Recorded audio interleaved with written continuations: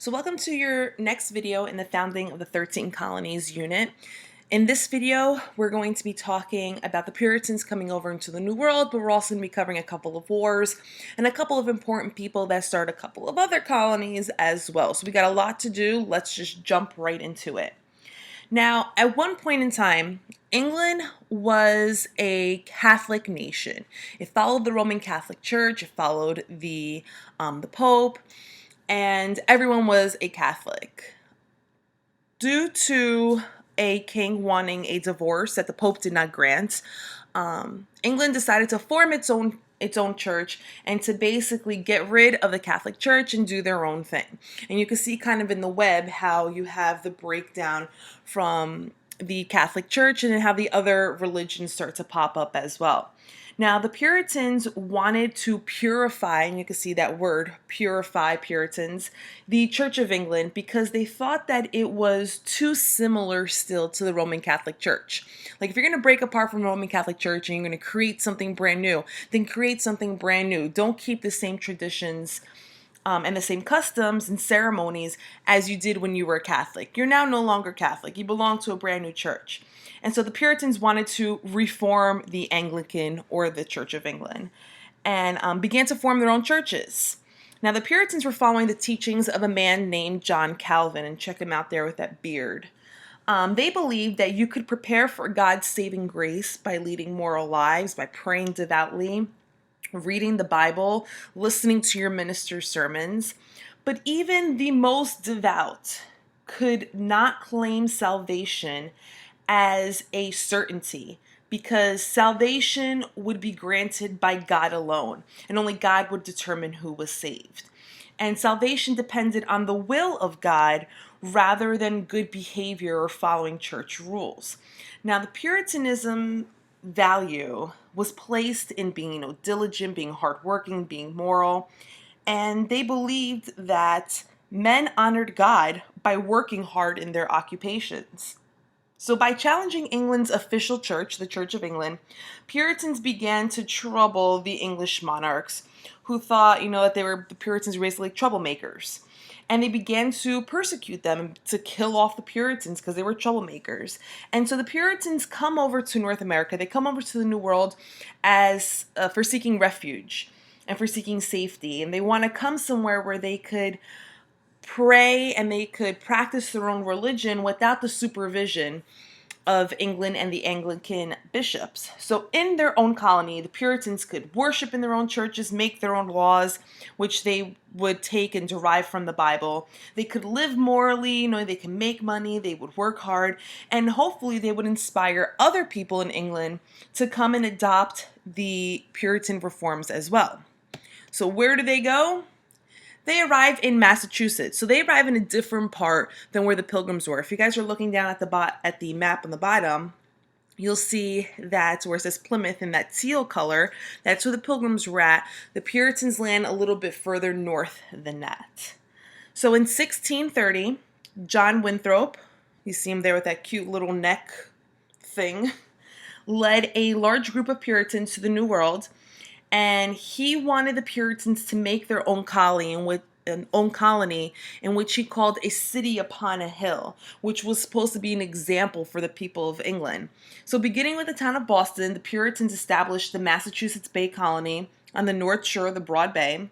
And in Massachusetts, they established a republic where the Puritan men would elect a governor, a deputy governor, and then it would also elect its assembly. This was the most radical government in the colonies because it was the only one that officially elected a governor. The others, and you talk about like the House of Burgesses or the Mayflower Compact, they were kind of ruling all as a group, as an assembly. They didn't have one official leader, a governor. So from the towns of Plymouth and Massachusetts, colonists quickly spread along the coast and into the interior of Massachusetts. And they started moving further away from the ocean and kind of deeper into the mainland. So what was Puritan life like? Well, they believed in hard work. And if you worked really hard at hunting and farming and fishing, then you would become successful. Your religion and your education were really important. And you didn't have any time for dancing or for games or for messing around. And you couldn't do any of those things on Sabbath because it was a holy day and that was all about, being at church and praying and reading the Bible. So work hard, no play, get your education, and you will be saved. God will save you. So Puritans were living the life, they were working hard, they were studying hard, but this also led to certain conflicts with Native Americans. Now, the Puritans saw the natives as being lazy, as accepting life in the wild. They just didn't understand them. And when the English started to settle in the Massachusetts Bay Colony, the Puritans were building English-style homes, barns, mills, churches, the whole 9 yards. And they domesticated cattle and sheep and horses and pigs. They kept them in little fences. And the natives didn't live like that. So the Puritans just could not understand the Native Americans' life and how they lived. The Puritans also engaged in a fur trade with the Native Americans. And one of the Native American tribes that the Puritans were engaging in a fur trade with were the Pequots. Now, the Pequots and the Puritans were kind of like frenemies. They worked together, but they didn't really trust each other. And it all comes to a big screeching halt in 1636 with the Pequot's War. The Puritans accused the Pequots of murdering an English trader. The Pequots denied it, like, hey, we didn't kill this guy. But the Puritans decided they're going to attack them anyways. And in retaliation, the Pequots then attack a Puritan village. The Puritans couldn't believe that the Pequots had attacked their village because, after all, they think that the Pequots are the ones that murdered the English trader. And so they burn a Pequot village that was filled mostly with women and children, killing practically everyone in that village. It was about 600 to 700 inhabitants. And the Puritans had certain Indian allies that were enemies of the Pequots. And those Native Americans were shocked that the Puritans had taken it that far. Like, you're burning a village that has women and children when the women and children were not engaging in the fur trade or in war and anything like that. This all comes to an end in 1638 with the Treaty of Hartford, where, England wins and basically the Pequots lose all their land. And if you survived, you were kind of moving away from this area and you're going to pick another tribe and start living with them because you had lost everything where you were. You had nothing left. The Pequot War eventually leads into a praying town. So after the Pequot War, the Puritans decided they're going to work extra hard at converting and at transforming the Indians into replicas of English Christians, like basically their mini-me's. And they wanted to pressure the Native Americans into moving into these special praying towns where they could be supervised by the missionaries, by people that were helping them to convert to Christians. So in 1674, Massachusetts had about 14 praying towns with about 1,600 natives living there. They, once the natives would move into these praying towns, the Puritans would just take their land and use it for, making more fields or building houses, whatever they needed. And the missionaries that were there helping the natives to convert would insist that they dress up like English people and to adopt the gender roles. So, men are doing farming and women are staying at home. You're weaving cloth, you're churning butter, all that stuff that the English women would do and the English men would do. Only a minority of Native Americans actually agreed to enter and stay in the praying towns. But the colonists continued to expand their settlements at the Indians' expense because most Native Americans did not want to give up their lands and they also did not want to fight. So they were just kind of at a loss. They didn't really know what to do, which leads us into King Philip's War. So in 1675, you had a massive Indian rebellion, which we call King Philip's War. The chief of the main tribe, Metacom, which the colonists know him as King Philip, hence the name of the war, King Philip's War. They thought that he plotted and led a rebellion against the Puritans. And so, of course, the Puritans need to get revenge. And what do? They start to fire back. But the issue is that the natives were using guns that they acquired from traders. So they weren't using bow and arrows to attack the Puritans, they were using guns. And eventually, once the Indians start to attack the Puritan settlement, and they attack 12 different towns, no one is trading with the Native Americans anymore. So now they're running out of ammunition. They need more guns, and they just don't have that. And because the Puritans are also counterattacking and burning their crops and things like that, the Native Americans now have no ammunition, no guns, and they're starving because they don't have any food. So when Metacom, King Philip, dies in battle, basically the Indians didn't have they didn't know who to follow. They didn't know what to do, where to go. And the war kills at least 1,000 English colonists, but it kills about 3,000 Native Americans.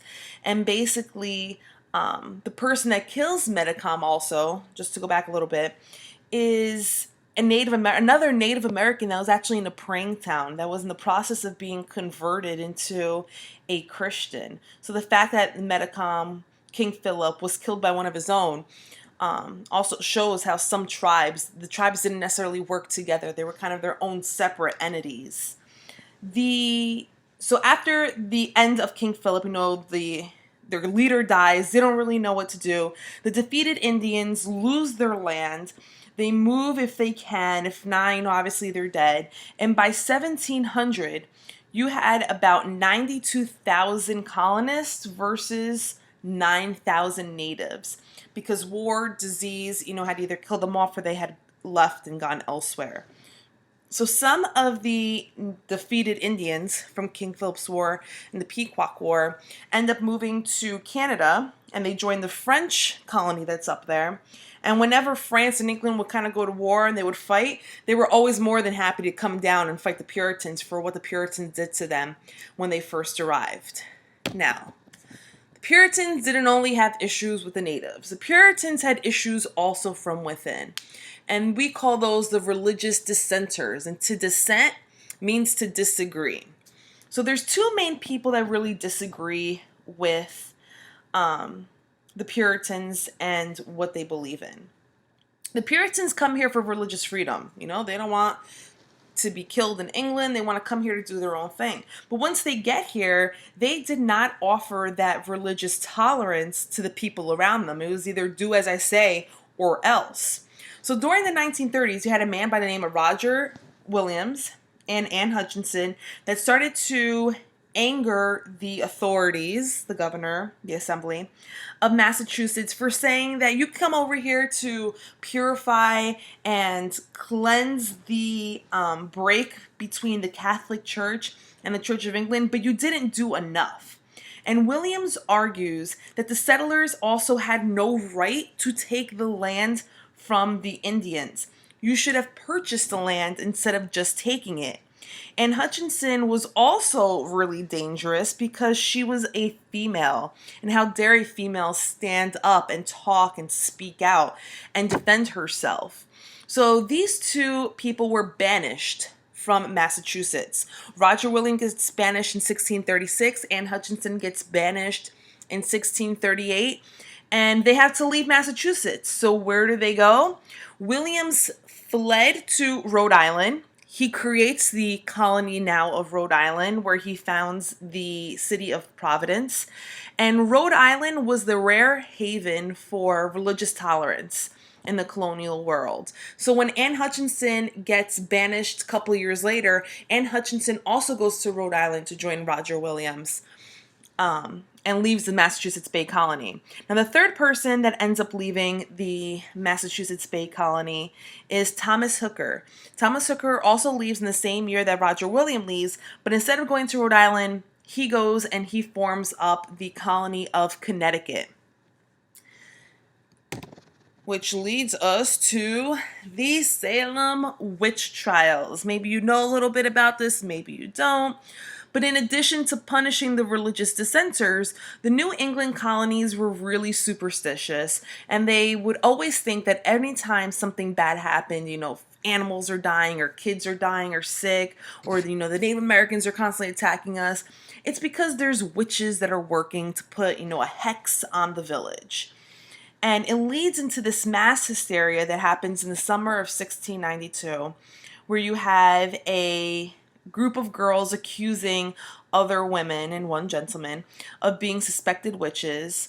You have the authorities trying, convicting, and executing 19 suspected witches. But when the accusations start to reach members of prominent families, including the governor's wife, all of a sudden the judges decide to drop the trials and be like, no, this is crazy. We can't do this. But of course, by that point, 19 people were already killed. So the Puritans come over here. They create a lot of chaos. They have a couple of wars. A couple people leave and they create, some new colonies. And then you have the Salem witch trials kind of rally everything up. Make sure that you guys are able to answer these 14 questions. I'm going to be going over several of the things that are in this video in more depth in class, but you guys should still be able to have the answers to these 14 questions and prep for a quiz. Otherwise, we are done. See you guys tomorrow in class.